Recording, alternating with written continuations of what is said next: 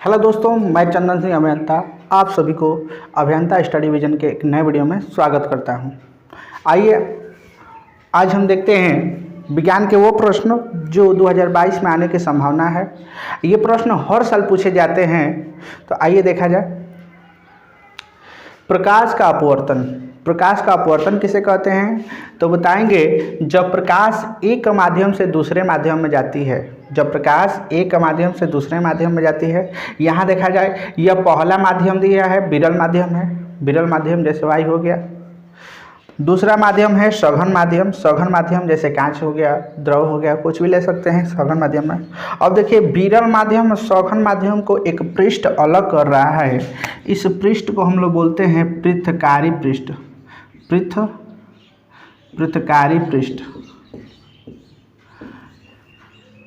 पृथकारी पृष्ठ बोलेंगे। ऐसा पृष्ठ जो सघन माध्यम और विरल माध्यम को अलग करते हैं, उस पृष्ठ को क्या बोलते हैं? पृथकारी पृष्ठ कहते हैं। ठीक है, तो हमें देखना है प्रकाश का अपवर्तन किसे कहते हैं। तो बताएंगे जब प्रकाश किरण एक माध्यम से दूसरे माध्यम में जाती है तो अपने रास्ते से विचलित हो जाती है। यहाँ देखिए ये प्रकाश किरण है, इसको जाना चाहिए यहाँ पर, ऐसे जाना चाहिए। ये क्या होगा? अपने रास्ते से क्या हो गया? विचलित हो गया। ठीक है, तो जब प्रकाश किरणें एक माध्यम से दूसरे माध्यम में जाती है तो अपने मार्ग से विचलित हो जाती है। तो प्रकाश किरणों के अपने मार्ग से विचलित होने की घटना को क्या कहते हैं? प्रकाश का अपवर्तन कहते हैं। प्रकाश किरणों के अपने मार्ग से विचलित होने की घटना को क्या कहते हैं? प्रकाश का अपवर्तन कहते हैं। आइए देखा जाए अपवर्तन संबंधी कुछ परिभाषा देखा जाए। तो सबसे पहले हमें देखना है आपतित किरण।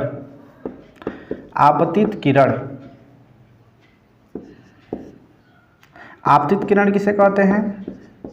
तो बताएंगे पहले माध्यम में चलने वाली किरण को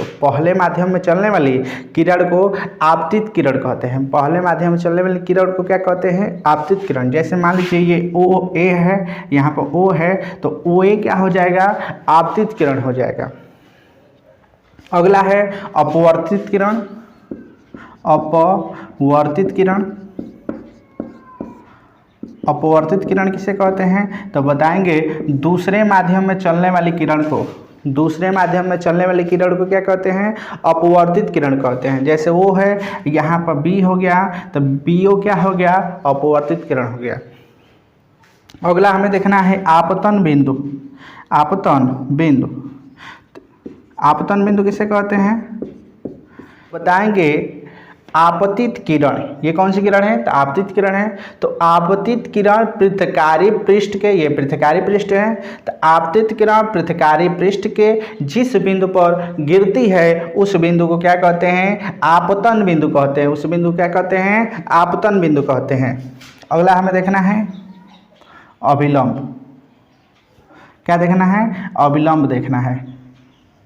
तो बताएंगे आपतन बिंदु पर पृथकारी पृष्ठ के लंबवत आपतन बिंदु पर डाले गए लंब को, पृथकारी पृष्ठ के लंबवत आपतन बिंदु पर डाले गए लंब को क्या कहते हैं? अभिलंब कहते हैं।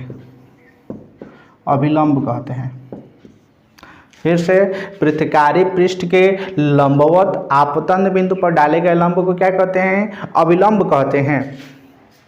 जैसे N और M है, तो NOM ये क्या हो जाएगा? अभिलंब हो जाएगा। ये क्या होगा? अभिलंब होगा। और आगे देखा जाए तो अगला है, ये है आपतन कोण। ये कौन सा कोण है? आपतन कोण। इसे I से प्रदर्शित करते हैं, आपतन कोण। अब आपतन कोण का परिभाषा क्या बताएंगे? बताएंगे आपतित किरण और अभिलंब के बीच बने कोण को आपतन कोण कहते हैं। कौन सा कोण कहते हैं? आपतन कोण कहते हैं। अगला देखा जाए अपवर्तन कोण।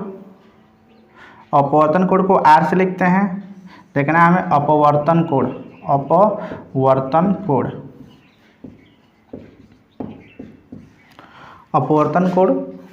तो परिभाषा क्या बताएंगे? बताएंगे अपवर्तित किरण और अभिलंब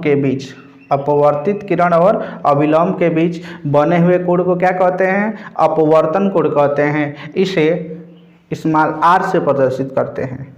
अब हमें इसमें नोट एक देखना है, तो हम परावर्तन के नियम पढ़े थे, उसमें होता है कोड़ाई बराबर कोड़ार, लेकिन इसमें कोड़ाई बराबर कोड़ार नहीं होता है, कोड़ाई कोड़ार के बराबर नहीं होता है अपवर्तन में, ये ध्यान देना हमें। चलिए देखा जाए, अगला हेडिंग है हमारा अपवर्तन के नियम। अपवर्तन के नियम देखा जाए तो अपवर्तन के दो नियम होते हैं। अपवर्तन के मुख्य कितने नियम होते हैं, तो अपवर्तन के दो नियम होते हैं। प्रथम नियम देखा जाए तो प्रथम नियम कहता है तो आपतित किरण, ये कौन सी किरण है, आपतित किरण। आपतित किरण, अपवर्तित किरण तथा आपतन बिंदु पर बना अभिलंब, आपतन बिंदु पर बना अभिलंब, आपतित किरण, अपवर्तित किरण तथा आपतन बिंदु पर बना अभिलंब, तीनों एक ही तल में स्थित होते हैं, तीनों एक ही तल में स्थित होते हैं।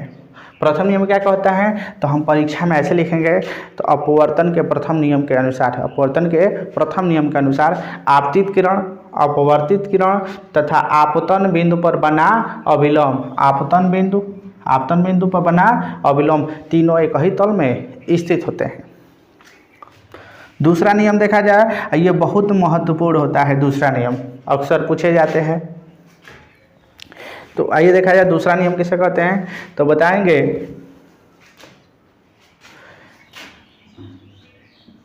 किन्हीं दो माध्यमों के लिए आपतन कोण की ज्या, आपतन कोण की ज्या यानी साइन, तो किन्हीं दो माध्यमों में आपतन कोण की ज्या, किन्हीं दो माध्यमों के लिए आपतन कोण की ज्या तथा अपवर्तन कोण की ज्या, अपवर्तन कोण की ज्या का अनुपात एक नियतांक होता है।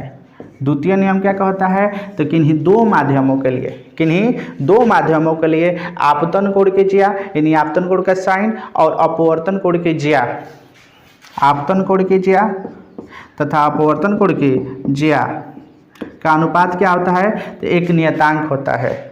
आपतन कोण तथा अपवर्तन कोण की ज्या का अनुपात क्या होता है, एक नियतांक होता है। इस नियम को स्नेल का नियम भी कहते हैं। इस नियम को क्या कहते हैं, स्नेल का नियम कहते हैं। अक्सर आपको पूछ देता है, पेपर में पूछ देगा, तो स्नेल का नियम की व्याख्या कीजिए, तो हमें पता नहीं रहता स्नेल का नियम किसे कहते हैं, तो आपको याद रखना है अपवर्तन के द्वितीय नियम को ही क्या कहते हैं, स्नेल का नियम कहते हैं। आइए देखा जाए, तो हम नियतांक की जगह पर लिख देते हैं साइन आई बटा साइन आर बराबर एन लिखते हैं या म्यू लिखते हैं, जहाँ एन बराबर क्या है, तो माध्यम का अपवर्तनांक, जहाँ एन बराबर क्या है, तो माध्यम का अपवर्तनांक है, अपवर्तनांक। तो दोस्तों, अगर वीडियो आपको अच्छी लगी हो तो प्लीज़ वीडियो को लाइक करिए, और चैनल पर नए हैं तो चैनल को सब्सक्राइब करिए, वीडियो को दोस्तों में शेयर करिए। जय हिंद दोस्तों।